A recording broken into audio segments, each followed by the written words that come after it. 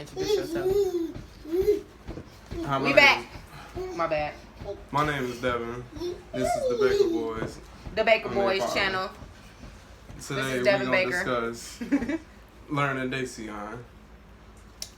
Okay. So to start off with, basically, as I said in the other video, that he has not been diagnosed with autism yet, but he shows a lot of signs of autism, and some of those signs, Devin, because I'm like right now, kind of.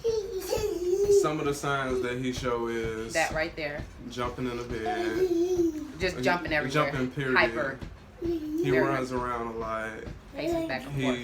He yells instead of talking. He doesn't really like the whole eye contact. He flaps his hands a lot. He walks on his toes. And he twitches them too, like. And he bites everything, a lot of stuff. He likes to get a lot of pressure. He likes to run into stuff, like the couch. He'll run into the couch to get pressure. He'll run into a ball. He likes to run into his brother, or lay on him. Other signs that he doesn't have that we could bring awareness to is like children paying attention to little details in objects, such as like a toy car. They'll be Wheels. more focused on the wheels instead of the entire car. Or not playing with it correctly. Like, instead of, pushing it back and forth, they'll probably spin the wheels. Another one that Dacian shows is he has only 3 shows that he watches. He's very picky when it comes to food. He has about probably 5 different foods that he will, like meals he will eat. And, the rest is just like, no, he won't eat it. Another one that other kids might show, because all kids are under the autism spectrum. They're not all the same. Some kids spin around in circles. Some kids like to watch stuff spin. Am I missing? I know I'm missing because it's, like I said, it's a lot. So those are just some of the signs that he shows, and some of the other signs that we've learned about.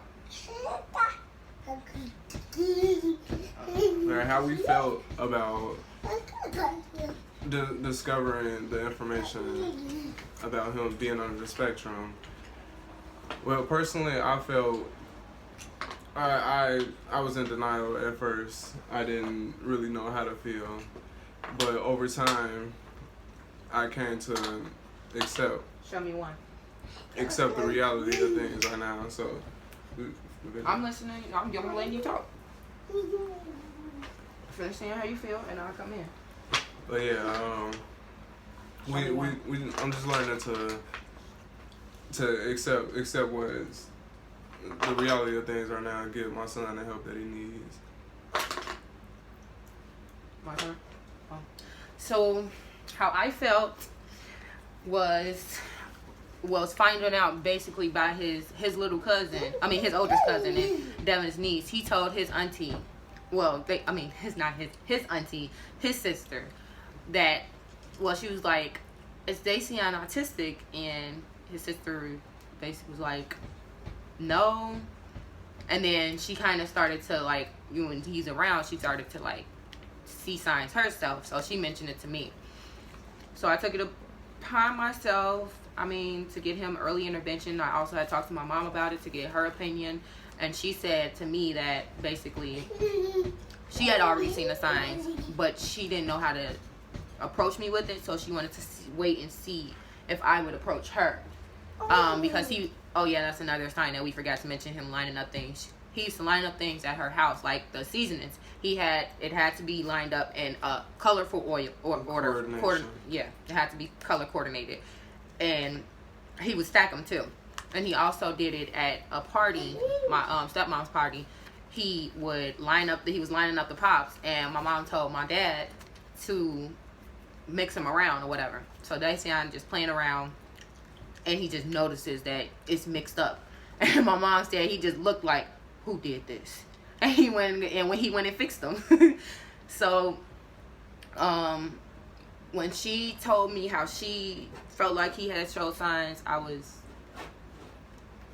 I was still in denial. I was kind of hurt, and I felt like it was my fault because I felt like I wasn't working with him hard enough or working with him long enough. I felt like I was slacking because I had just had another baby, and I felt like maybe because I had the baby, he had, regressed a lot because I'm giving a lot more of my attention to his younger sibling. I cried a lot, and then I got him early intervention, where he is doing speech therapy, and now he's about to do occupational therapy, and that has definitely helped him a lot since he's been in it. It's been like 7 months. It kind of hurts to see your baby go from good job talking and knowing how to tell you where his nose is and show you one, and just to hear him say mama and dada and all these other words, and for him to just stop, that hurts. Like, to see like all my friends and their kids just having full conversations at this age, and I'm just waiting on him to start talking, just waiting to hear I love you. And like yesterday, he doesn't really socialize with kids his age. He's more under, likes to be under me and his parents.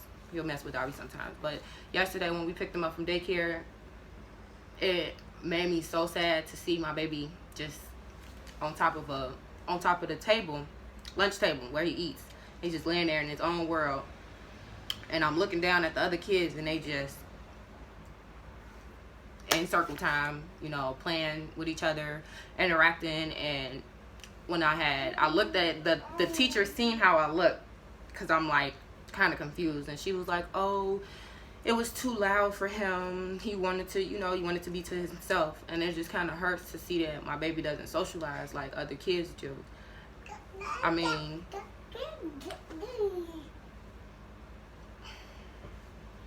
now I'm getting a little emotional. What are his triggers? Well, when Dacian usually gets in a situation where he has to do something, or something gets taken away from him that he likes, he has a meltdown. And Also, things that usually trigger his meltdowns is not having his food ready when he's ready to eat, or it gotta be on taking time. an activity away from him that he really enjoys, like blowing bubbles and playing outside. Or watching TV. If you turn his favorite song off, he will, Jesus. Also, he likes to wash dishes. If we have to stop, he will completely just fall out, throw himself. And he also throws fits when he's doing a puzzle or something like that. And yes, if he know he can do it, and he can't get it, he will. Oh my God, he will have the biggest meltdown. Like, let's say, like this. He can know exactly what this is right here, like a diamond. He knows exactly where it goes. But if he can't put it in the right way, it will frustrate him. Here you go.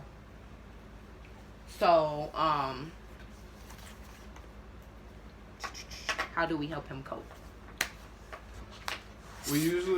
One thing we don't really try to do, but it works a little bit, is ignore him. We don't really try to do that much. We try to tend to him and his needs right then and there. Sometimes he just... We normally, talk him down. Normally, honestly, that has not been working. Anything that I have tried, it works for him because he's more stern with it, and I know, the voice that he gives off. But with me, it's just, I gotta let him have it. Or redirect attention to... We try to redirect his attention, but sometimes that does not work. I am not gonna lie. I will give him juice. I will give him some type of snack that he likes, and he'll toss it, throw it, stomp on it. And it's just... Sometimes you just gotta let him... It depends on the kid. I think it depends on the child. Sometimes you just gotta let him have it. So I didn't have to walk out and step outside and cry because he's just having the worst meltdown. And it's like, I don't know what to do. I done tried hugging. I done tried talking. I done tried a snack. I done tried the TV. I done tried his headphones. And it's just like, leave him alone. So sometimes you just gotta let him have it. You gotta let him have it. Where the other ones go? His strengths. This was just off the top. I think that his strengths are, he is very talented when it comes to like his numbers and his letters. Like he has good memory. He remembers. It's this game that he used to play. He still plays it sometimes on my phone, but when he gets my phone, it's like, I have my phone back now. It's like, no. So yeah, he got to get his own new tablet. He broke his tablet, but it's a game that it was a matching game that he used to play. He's very good at matching.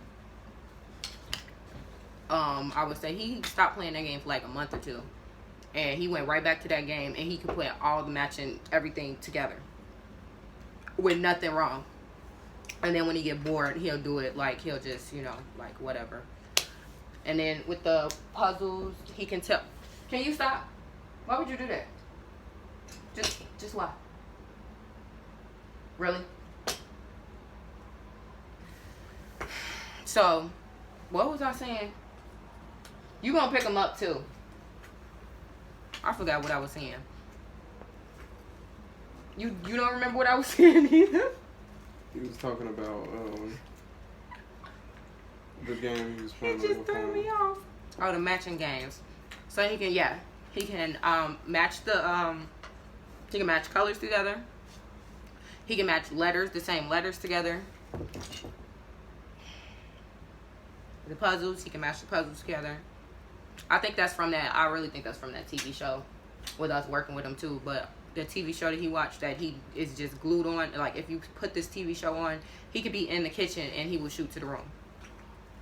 But I think that TV show definitely helped him a lot with them shapes and colors. And you finna get out of my room. I swear to God, you about to go to bed. I don't even know why you still up. What time is it? You phone. But damn, we still made it to 12 minutes. That's about it. About, you got something to say? Say hello. He does this too. I forgot the ear, but my brother used to do that. So I don't know if that's a sensory because, or if it's like a stemming thing, because he does do it a lot. Yeah, we will talk about sensory and stemming in another different video. I know somebody did mention that they wanted to hear about sensory and how important it is. We will be discussing that probably next week or in 2 weeks. Give me a kiss. Oh, we did forget to mention that he can comprehend like some things. He like follow directions. We forgot to mention that. So like, that's another sign if they, if they're not following directions, if they don't, respond to their names. Dacian will respond to his name, but he will not keep contact. He will not keep eye contact, and it hurts for him to look at you. Like if I tell him to look at me, he'll look at me like, and then go over like. So it's hard for him to. I've heard that it's painful because they can't. What's the word I'm looking for? I told you this yesterday too. It's pain for him to look at us because he's trying to comprehend what we're saying, but he doesn't have a visual. That's what I said, right? Yeah, he doesn't have a visual. Most, like I say, he's not autistic, but most kids that's under the spectrum are visual learners. So, yeah, that's just something that I forgot to mention that should have been mentioned. And there was something else that I forgot to mention, but I can't remember it now. So, I'm going to just stop this one. I still like the other one better, though. That was still raw and uncut.